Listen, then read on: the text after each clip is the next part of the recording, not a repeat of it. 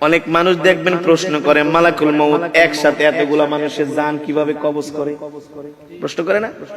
এখানে 10 জন, ওইখানে 10 জন, আমেরিকা 50 জন, বাংলাদেশে 100 জন, এক এট এ টাইম মানুষ মারা যায়।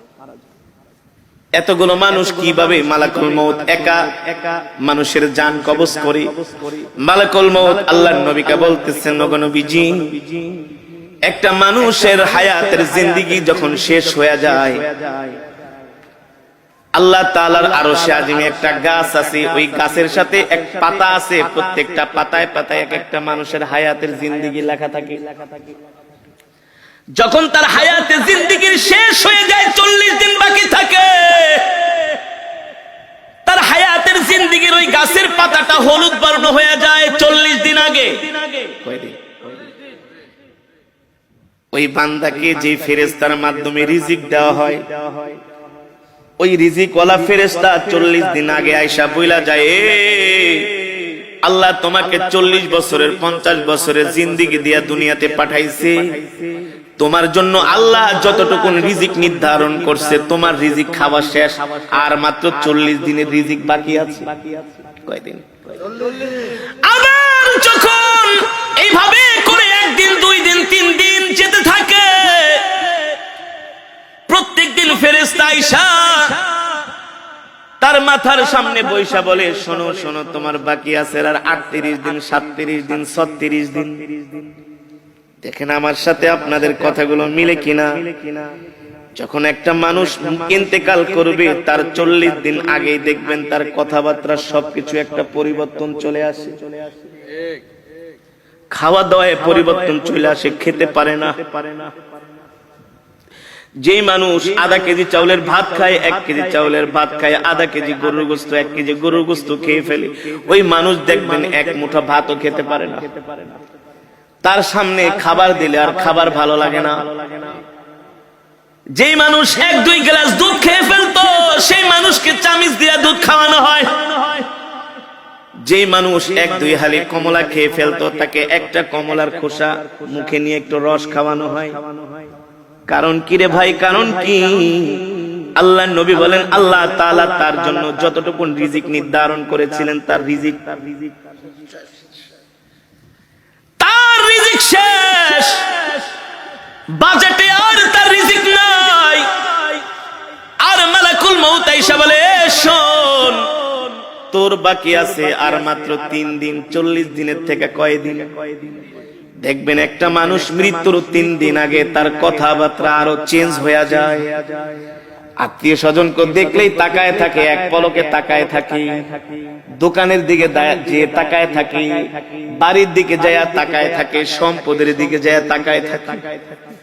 কারণ আস্তে আস্তে পৃথিবী তাকে ছেড়ে দিতেছে। আল্লাহ আল্লাহ, মালাকুল মউত আয়েশা বলে, তুই এখনো কি তওবা করস নাই? তোর মাত্র আর 3 দিন বাকি আছে। এই 3 দিনের বেশি আর দুনিয়াতে থাকতে পারবি না। তুই তোর গুনার জন্য আল্লাহর কাছে ক্ষমা চা। তখনই দেখবেন ওই মৃত ব্যক্তি যে ইন্তেকাল করবে, 3 দিন আগে তার সন্তানদেরকে ডাকে,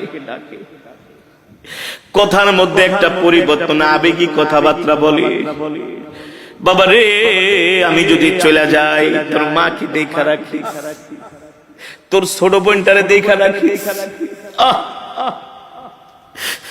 আমি যদি মারা যাই, আমার ছোট ছেলেটারে তোরা কষ্ট দিস না। বলে কি বলে না? আস্তে আস্তে করে একটা পরিবর্তন চলে আসে, তার একেবারে খাওয়া দাওয়া বন্ধ হয়ে যায়। শরীরের নার্ভ গুলো, শরীরের পার্টস গুলো আর আগের মতো কাজ করে না। কারণ সে মৃত্যুর জন্য তৈয়ার হচ্ছে। যখন তার হায়াতের জিন্দেগির পাতাটা একেবারে হলুদ বর্ণ হয়ে যায়, আর মালাকুল মউত আয়েশা তার সামনে হাজির হয়ে যায়। যদি নেককার হয়, স্ত্রীকে বলে, আমাকে কালেমা শরীফের তালকিন দাও। যে নেককার হবে, মুমিন হবে, আল্লাহর নবী বলেন নেককার মুমিন মৃত্যুর আগে সে জানতে পারে। এই কারণে সন্তানদেরকে বলে ওই জায়গায় আমাকে কবর দিবা, ওই জায়গাটার মধ্যে আমার জন্য কবর খুঁজা রাখবা। আর শোনো শোনো, আমার মৃত্যুর পরে বেশি দেরি করবা না, তাড়াতাড়ি আমাকে কবরে ঢুকাই দিবা। আমার মৃত্যুর পরে আমার জন্য কান্না করবা না, কান্না করবা না। যদি আমি সন্ধ্যায় মারা যাই, এশারের আগে আমাকে কবর দিয়া দিবা। এভাবে নসিহত করে, নসিহত ওসিয়ত করে। কারণ কি? কারণ কি? আল্লাহ নবী সরকারে দো আলম বলেন নেককার ব্যক্তির মৃত্যুর আগে সে সব জানতে পারে, সব দেখতে পায়। এ কারণে একজন জান্নাতি মানুষ সব সময় মৃত্যুর জন্য তৈয়ার থাকে, প্রস্তুত থাকে। ঠিক কিনা বলেন? কেমন তৈয়ার, কেমন প্রস্তুত? তার নখগুলো কাইটা রাখে, তার চুলগুলো কাইটা রাখে, তার লোমগুলো কাইটা রাখে, ওযু অবস্থায় থাকে। যে কোনো সময় মালাকুল মউত তাকে পাকড়াও করতে পারে। ঠিক কিনা বলেন? আল্লাহর নবী সরকার দো আলমের ইন্তেকালের আগে আল্লাহর নবী আম্মা জান আয়েশাকে বলে, আয়েশা রে আমার মিসওয়াকটা দাও। আম্মা জান আয়েশা বলে, আমি আল্লাহর নবীর হাতে মিসওয়াক দিলাম। আল্লাহর নবী সুন্দর করে মিসওয়াক করতেছেন। মিসওয়াক করার পরে উত্তম রূপে আল্লাহর নবী ওযু করলেন। আমি জিজ্ঞেস করলাম, ও প্রাণের স্বামী আল্লাহর নবী, আপনি এত সুন্দর করে মিসওয়াক করতেছেন, ওযু করতেছেন, কারণ কি? আল্লাহর নবী বলে, এ আয়েশা, একটু পরে আমার জান কবজ করার জন্য মালাকুল মউত আমার বাড়িতে হাজির হবে।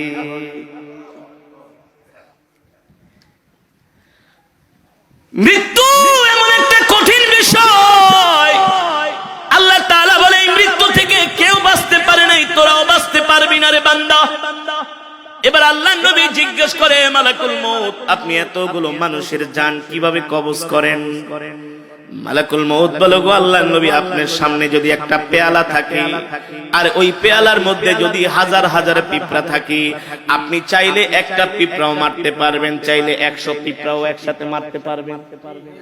পারবেন না? মালাকুল মউত বলে, সবার চেহারা আমার সামনে উপস্থিত থাকে। যখন তার হায়াতের জিন্দেগীর পাতাটা যখন হলুদ বর্ণ হয়ে যায়, আমি মালাকুল মউত তাকে আস্তে আস্তে করে সতর্ক করি। দিন যায়, দিন যায়, রাত যায়, আমি তাকে সতর্ক করি। যখন তার একেবারে হায়াতের জিন্দেগীর পাতাটা আস্তে করে জমিন থেকে, আস্তে করে গাছ থেকে খসে জমিনের দিকে আসে, তখন আমি মালাকুল মউত তার জান কবজ করার জন্য তার বাড়িতে হাজির হই। হইতে পারে সেটা দুপুর বেলা, হতে পারে সেটা রাত 3টা 5 মিনিট। ঠিক কিনা বলেন? অনেক মানুষ দুপুরে মারা যায়, যায় না? দুপুর 2টা বাজে মারা যায়। আমরা মনে মনে বলি, আহ, লোকটা দুপুরের খাওয়ানো খাইতে পারলো না। আরে আল্লাহ চাইলে তো তাকে দুপুরের খাবারটা খাওয়াই মরণ দিতে পারতেন। ঠিক কিনা বলেন? আল্লাহ বলেন, না না না, ইদা জা আজালুহুম লা ইস্তাখিরুনা সাআতাও ওয়া লা ইস্তাকদিমুন। আমি আল্লাহ প্রত্যেকটা মানুষের হায়াতের জিন্দেগীর একটা সময় নির্ধারণ করছি। এ বান্দা, তোমার মৃত্যু 1 মিনিট আগেও হবে না, তোমার মৃত্যু 1 মিনিট পরেও হবে না।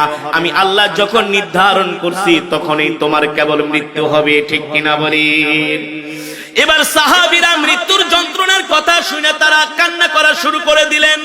আল্লাহর নবী বলে, সাহাবীরা তোমরা কান্না করো না, তোমাদের জন্য সুসংবাদ হলো, যারা মুমিন হবে, যারা জান্নাতি হবে, তাদের জান কবজ করার জন্য আল্লাহ তাআলা জান্নাত থেকে একটা সাদা রুমাল পাঠাবে। জোরে বলেন সুবহানাল্লাহ। আল্লাহ তাআলা জান্নাত থেকে একটা খুশবু দিয়া দিবে মালাকুল মউত কি, এ মালাকুল মউত যা যা, এই সাদা রুমাল আর খুশবুটা নিয়ে আমার বান্দার সামনে হাজির হ। তাফসীরের মধ্যে এসেছে, মালাকুল মউত জান্নাতের মধ্যে রাইয়ান নামক একটা সুগন্ধি আছে। নাম কি?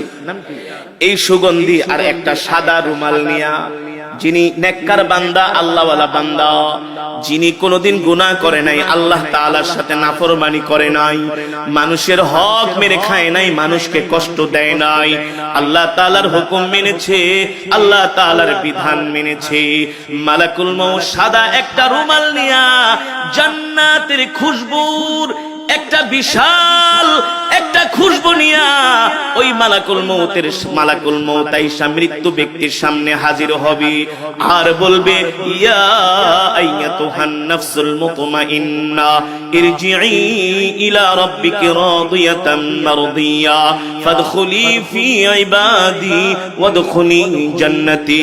আল্লাহ ডাক দিয়া বলে, এ প্রশান্ত আত্মা, এ নেককার আত্মা, এ জান্নাতি আত্মা, তুই বের হয়ে আয়, বের হয়ে আয়।